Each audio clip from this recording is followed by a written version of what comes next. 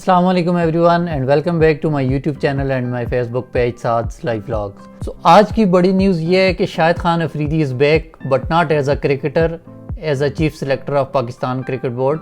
تو جب سے نجم سیٹھی آئے ہیں بڑی چینجز دیکھنے کو مل رہی ہیں. کل ہی ہمارے چیف سلیکٹر پرانے جو تھے وہ فارغ ہو گئے اور ان کے بعد ابھی شاہد افریدی کو سلیکٹر بنا دیا ہے.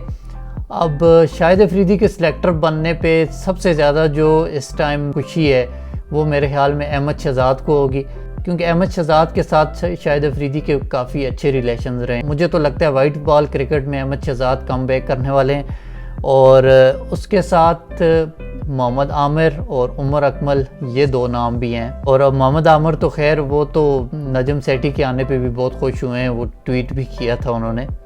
بٹ میرے خیال میں شاہد افریدی ہیں تو آنیسٹ بندہ ہے, ایٹ لیسٹ پرچی شرچی والا نظام تو نہیں چلے گا سلیکشن میں. بٹ ایک چیز ہے کہ ٹائم دینا پڑے گا شاہد افریدی کو, کیونکہ وہ اپنی فاؤنڈیشن بھی چلا رہے ہیں اور شاہد افریدی نے خود کو کہیں نہ کہیں انگیج کیا ہی ہوتا ہے. ابھی جس طرح آج کل MSL کھیل رہے ہیں تو پاکستان ٹیم کی سلیکشن کے لیے چیف سلیکٹر کے پاس اتنا ٹائم ہونا چاہیے کہ وہ ایٹ لیسٹ ڈومیسٹک میچز دیکھ کے تو جو لوگ ڈومیسٹک میں پرفارم کر رہے ہیں ان کو آگے لے کے آئے. خیر دیکھتے ہیں ابھی مزید کیا چینجز آتی ہیں کرکٹ بورڈ میں. اور اس کے ساتھ اب نیوزی لینڈ بھی کراچی میں موجود ہے اور دوسرا ٹیسٹ بھی کراچی میں شفٹ ہو گیا ہے. اب دیکھیں کیا ہوتا ہے کہ نیوزی لینڈ بھی وائٹ واش کر کے جائے گی انگلینڈ کی طرح پاکستان کو, کیونکہ ٹیم تو آلریڈی سلیکٹ ہو چکی ہے ٹیسٹ سیریز کے لیے, اور جو ٹیم سلیکٹ ہوئی ہے اس میں کوئی اتنی خاص چینجز نہیں ہیں. جو ٹیم انگلینڈ کے اگینسٹ کھیل رہی تھی آلموسٹ وہی ہے. اب دیکھنے کی چیز یہ ہے جو انگلینڈ کے اگینسٹ پاکستانی کھلاڑیوں پہ جو وہ بیس بال کا بوت سوار تھا وہ نیوزی لینڈ کے اگینسٹ اتر جائے گا یا نہیں. ویسے بیس بال پہ بات کرنی چاہیے. اب بیس بال کا چکر کیا ہے, اصل میں برینڈن مکلم انگلینڈ کے کوچ ہیں. وہ جب کرکٹ کھیلتے تھے تو چاہے ٹیسٹ کھیلیں یا جو بھی فارمیٹ کھیلیں وہ اگریسو کھیلتے تھے. تو وہ اگریشن وہ انگلینڈ کی ٹیم میں لے کے آئے ہیں کہ اگریسو کھیلیں. پنڈی ٹیسٹ کی فرسٹ اننگ میں ہی سب نے دیکھ لیا تھا کہ وہ کس طرح کھیل رہے تھے. انہوں نے ٹیسٹ کو T20 بنایا ہوا تھا. بٹ جو سمجھنے والی بات ہے نا, جب پاکستان چیز کر رہا تھا فورتھ اننگ میں پنڈی ٹیسٹ میں اور پاکستان کو ریکوائرڈ تھے 83 رنز اور 5 وکٹس باقی تھی پاکستان کی, اور پاکستان وہاں سے کولیپس کر گیا.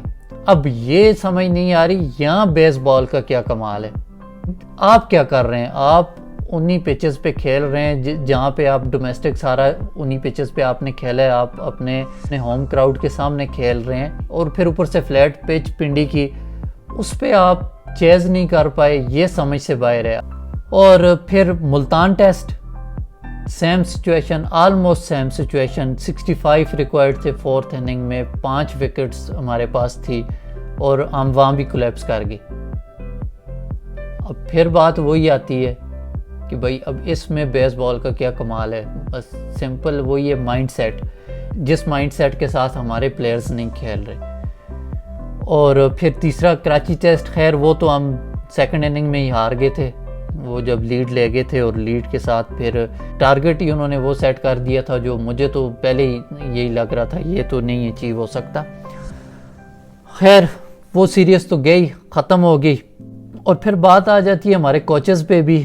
نو ڈاؤٹ T20 میں اچھا پرفارم کیا ہے پاکستان ٹیم نے. ریسنٹلی ایشیا کپ کا فائنل کھیلا ہے, ورلڈ کپ کا فائنل کھیلا ہے, نیوزی لینڈ میں ٹرائی سیریز جیتی ہے ہم نے. لیکن اب یہ تو نہیں ہو سکتا نا کہ ہم لوگ ایک ہی فارمیٹ پہ بیٹھ جائیں.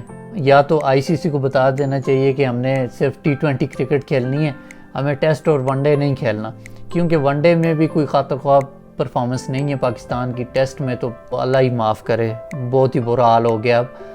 اب دیکھیں قدرت کا نظام تو بالکل ٹھیک ہے, ہم بالکل مانتے ہیں قدرت کا ہی نظام ہے, قدرت کے نظام سے ہی سب کچھ چل رہا ہے.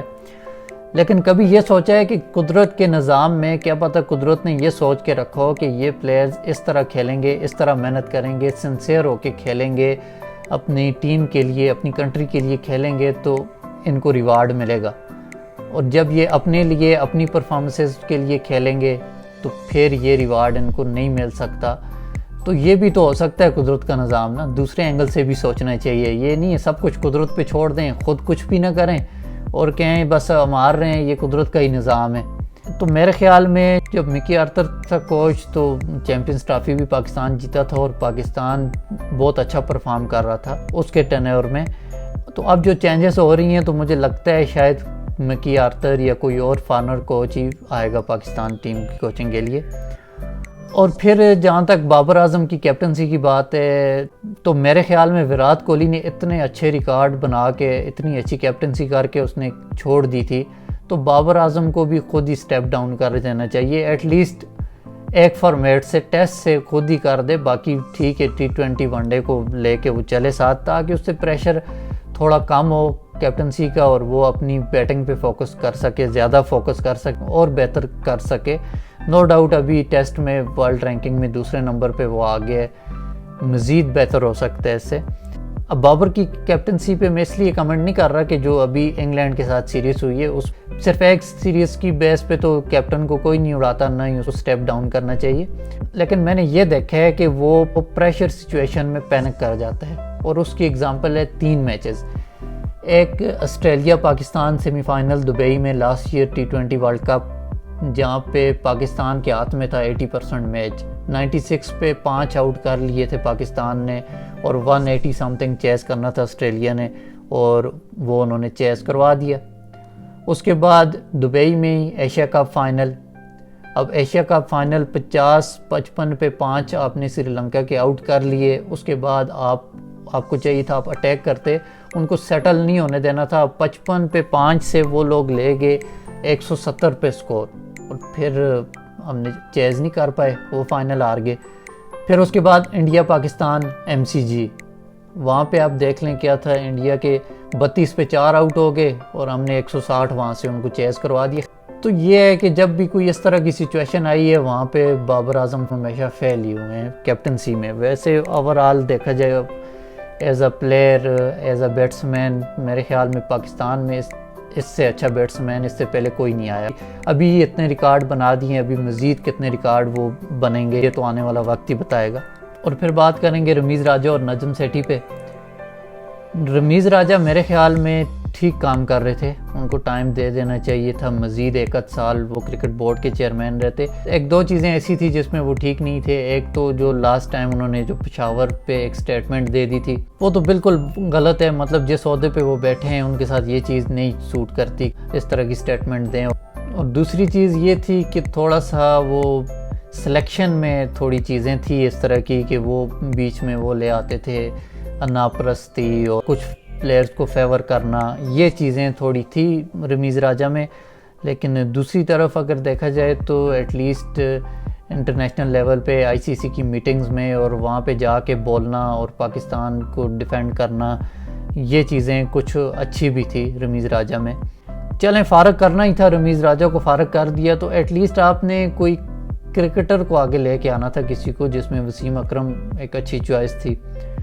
شعیب اختر بھی ہیں لیکن وہ تھوڑے اگریسو ہیں, وہ بھی آ سکتے تھے. بٹ میرے خیال میں کوئی کرکٹر آنا چاہیے تھا. نجم سیٹھی جرنلسٹ, اور ٹھیک ہے پہلے رہ چکے ہیں PCB چیئرمین, لیکن ایک اور چیز کی سمجھ نہیں آئی. PCB چیئرمین بننے کے بعد فوراً بعد انہوں نے جو ایک کمیٹی بنائی ہے, ایک پوری لسٹ ہے. اب اس میں جو لوگ ہیں شاہد افریدی اور 2-3 اور ہوں گے جو کرکٹ کے ساتھ جن کا تعلق ہے, باقی تو سارے پتہ نہیں کن لوگوں کو نوازا گیا ہے. لیکن اب کیا کریں گے یہ کرکٹ بورڈ کے ساتھ اور پاکستان کرکٹ ٹیم کے ساتھ, یہ تو آنے والا وقت ہی بتائے گا. چلیں اب دیکھتے ہیں اس مینجمنٹ کے آنے کے بعد ہماری کرکٹ ٹیم پہ کتنا فرق پڑتا ہے.